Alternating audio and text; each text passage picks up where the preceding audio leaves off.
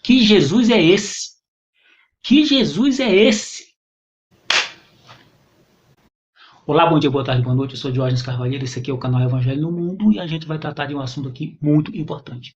E eu tive que começar perguntando que Jesus é esse. Brincadeiras à parte, porque essa pergunta ela é séria, que Jesus é esse, mas faz menção àquele meme do show da Xuxa e tal, mas não deixa de ser sério ao mesmo tempo. Eu poderia deixar passar batido, mas não tem como.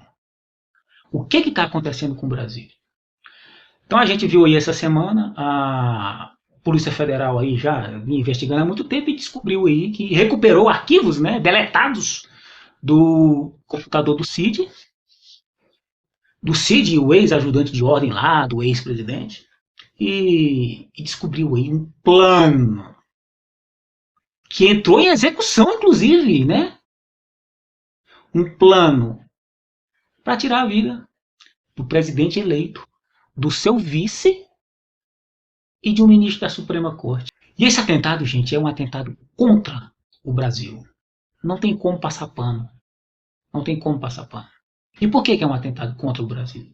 Porque é um atentado contra a democracia. E quer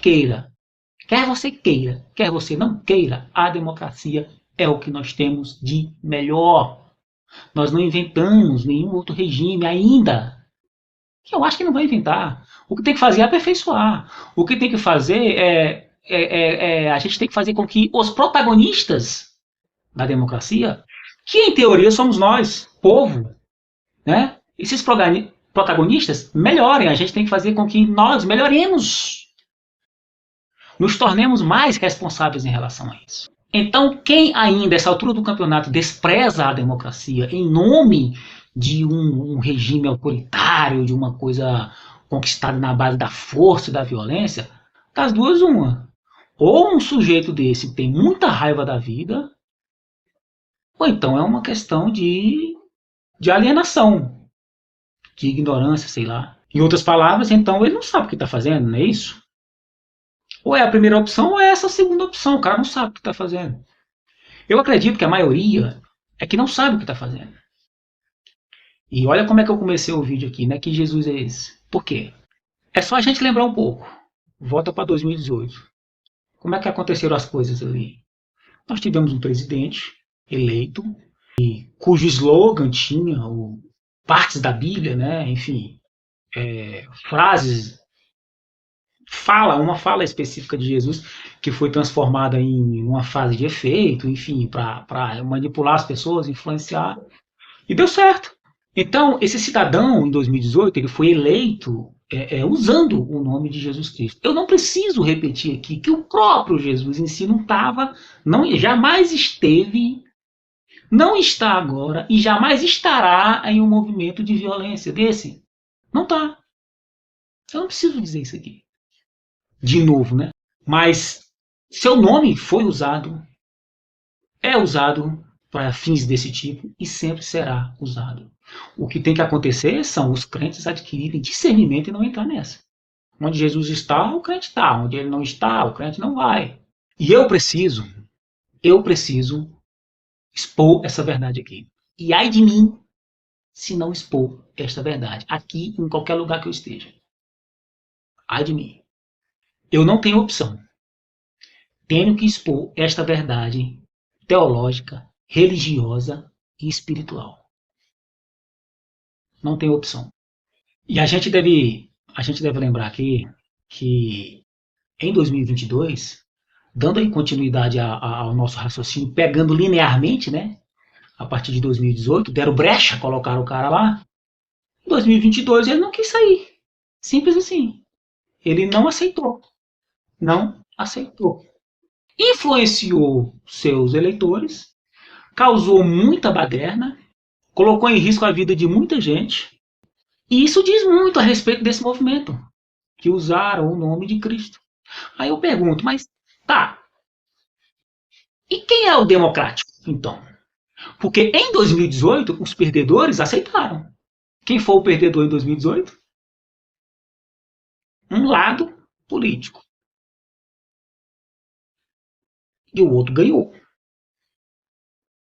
O que ganhou não aceitou perder em 2022. Então quem é o democrático? E quem é o antidemocrático? O democrático é o que perdeu em 2018 ou é o que perdeu em 2022? O democrático é o que perdeu em 2018. E o antidemocrático? É o que ganhou em 2018 ou é o que ganhou em 2022? O antidemocrático é o que ganhou em 2018. Não tem outra conclusão. Então, se tem gente que ainda está nessa, é hora de refletir. Então, fazendo uma análise desse movimento, dessa influência religiosa nisso tudo, eu quero perguntar para você que é crente. Você ainda vai cair nessa conversa fiada, nessa influência de pastores, eu tenho que colocar aspas. Ainda vai se deixar levar por isso? Que a autoridade espiritual tem um pastor que apoia um negócio desse? Uma conversa que sai da boca de um pastor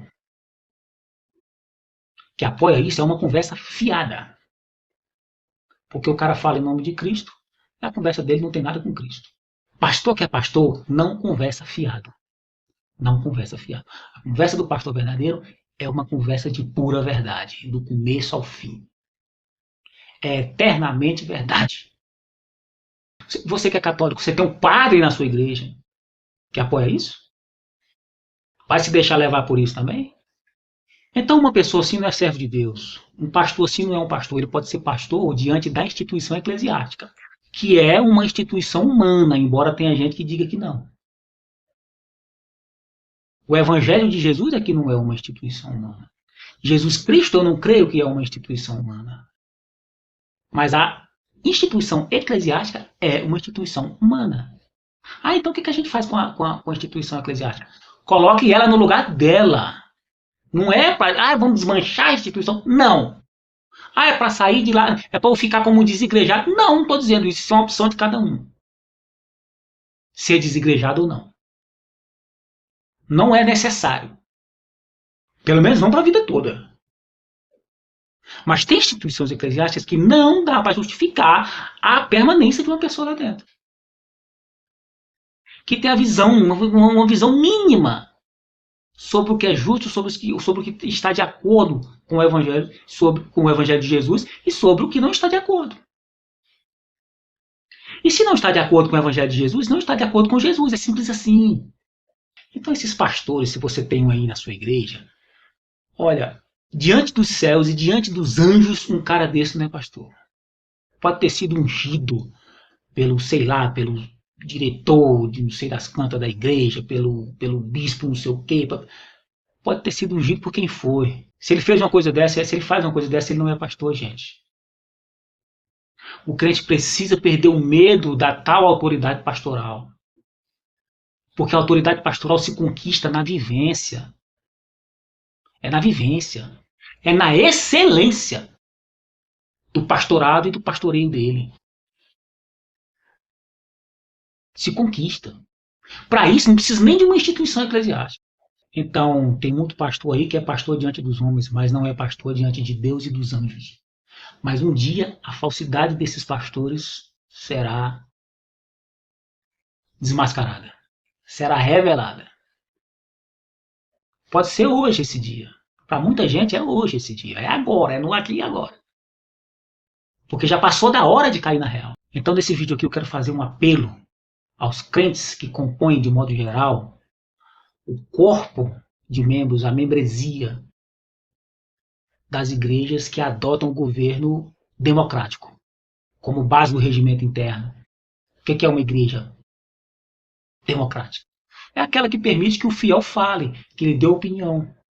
Mas tem outras que não são assim. Mas mesmo as que não são assim, você tem que opinar. Se tem alguém assim na sua igreja. Se tem algum fiel que não seja pastor assim, bom, também tá errado, mas você não pode fazer nada contra ele. Administrativamente falando. Ou democraticamente falando. Em termos de regimento interno. Porque o regimento interno tem que se estabelecer numa confissão de fé. Qual é a confissão de fé da sua igreja? Que tipo de Jesus a confissão de fé da tua igreja expressa? Que tipo de Jesus é esse? Por isso a pergunta, que Jesus é esse? Leia a sua confissão de fé. Cada igreja tem uma. Eu não creio que estão dizendo aí que um Jesus que pega em arma de fogo, um Jesus que compraria pistola, como diz o outro lá. Não é esse Jesus, é? Não na confissão de fé. Mas na prática parece que é. Então, se você é fiel, você faz manutenção financeiramente de uma instituição eclesiástica, você dá dízimo e ofertas, então você tem o seu direito, não só direito, você tem um dever celestial de abrir sua boca e pedir que se tem um pastor desse dentro da sua igreja que apoia a ditadura militar ou que apoia esse tipo de regime, né, esse que elegeu o cidadão lá em 2018, quem apoia isso aí apoia de maneira um tanto velada, disfarçada, mas apoia a ditadura militar. E a característica desses militares é isso que aconteceu aí. Senhor Braga Neto, mais os outros aí, tem um policial federal envolvido, tentaram fazer o quê? Gente, vocês têm percepção da gravidade disso? Você tem percepção da gravidade disso? Mesmo que não fosse em nome de Cristo. Porque eles em si não foram, eles não estão dizendo, pelo menos eu não vi nas matérias aí, parece que não mencionaram, não sei se mencionaram o nome de Jesus ali. Mas para colocar esse cidadão em 2018, que assumiu a presidência e que representa tudo isso, foi usado o nome de Cristo. Então quem votou, votou naquele entusiasmo devocional. Não dá para continuar. Não dá. Eu vejo por aí pastores conhecidos e menos conhecidos apoiando toda tem até no parlamento. Então a gente tem que meu apelo é esse. Assuma a autoridade, se você crê em Jesus, assuma a autoridade celestial que te é dada, tá? E que é reconhecida a partir do fato de que tem um pastor, se tem mesmo, se tem, não sei qual é a sua igreja, que tem um pastor na sua igreja que defende esse tipo de coisa. Dentro do templo, fora do templo, nas redes sociais, defende. Peça para esse cidadão ser excluído, excomungado. Esse é o termo certo. Se ele não quiser se retratar, se ele não quiser se converter, porque um cara desse não é convertido. Peça, faça isso. É isso que vai mudar. Olha, espalhe esse vídeo por aí, se você não tiver coragem de fazer isso, ou se você não é crente, se você é crente desigrejado que não vai ver, espalha. Espalha isso por aí. Tem que mexer com a consciência desse povo, não é possível. Então tudo isso eu disse para fazer no final esse apelo. Bora junto, porque não dá. Você é um servo de Jesus Cristo? Ou pretende ser, sei lá, qual é a sua concepção? Eu costumo dizer que eu não sou, porque de fato não sou, porque ser servo de Jesus, cara, servo de Jesus, o cara apanha de um lado e vira do outro lado. Eu não sou assim. Então a minha pegada nesse sentido é radical. No nível da radicalidade do Evangelho de Jesus e da vida de Jesus Cristo. Eu já faço isso, sabe, para evitar que a minha mente, o meu coração brinque com essa coisa. Porque senão daqui a pouco eu estou fazendo a mesma coisa que esse povo, apoiando, sabe, as coisas mais absurdas em nome do Cristo, em nome do reino. Então eu já corto logo pela observação da radicalidade do Evangelho de Jesus Cristo. Você tem autoridade e tem o dever celestial. Os dois são te dados via celestialidade. Via céu-terra. Os dois, autoridade e dever, te são dados. Se você crer de fato em Jesus Cristo, te são dados para você fazer o que eu estou falando. Você vai, reúne com grupos, não precisa fazer sozinho. Começa a reivindicar isso lá dentro. Vamos parar de pregar isso aqui. Seja pastor, seja pastora, seja bispo, bispa. Bispa do verbo bispar. Sabe? Tem que parar. Eu estou errado? Eu quero que os céus e os anjos questionem se eu estou errado. Os homens vão questionar. Os homens questionam. Os alienados questionam. Os doutrinados questionam. Mas vão questionar. Eu quero ver Deus questionando. Não tem como Deus questionar. Por quê? Porque o que eu falo aqui vem de Deus. E por que eu sei que vem de Deus? Que eu falo a partir da noção da imagem de Deus que eu tenho. E que todo mundo pode ter, porque está acessível, está na Bíblia. É só ler a Bíblia com vistas à imagem de Cristo. Não a imagem física, a personalidade, o espírito, a mente. Você tem a mente de Cristo ou não tem? Como é que você tem a mente de Cristo e apoia uma coisa dessa? Como é que o pastor que sobe no púlpito da tua igreja tem a mente de Cristo e prega um negócio desse? E posta nas redes sociais defesa de ditadura militar? Tá aí a expressão desses militares aí. É o espírito da ditadura militar. Aí tem gente que diz que no passado não houve isso, não houve aquilo, isso é tudo mentira da esquerda, que não sei o que é. Tá aí. Tá aí. Tem militares aí, aquele general Heleno, por exemplo, é do tempo da ditadura. É um saudoso, um viúvo da ditadura. Olha, isso não deve ser, a gente não deve brincar com esse tipo de coisa.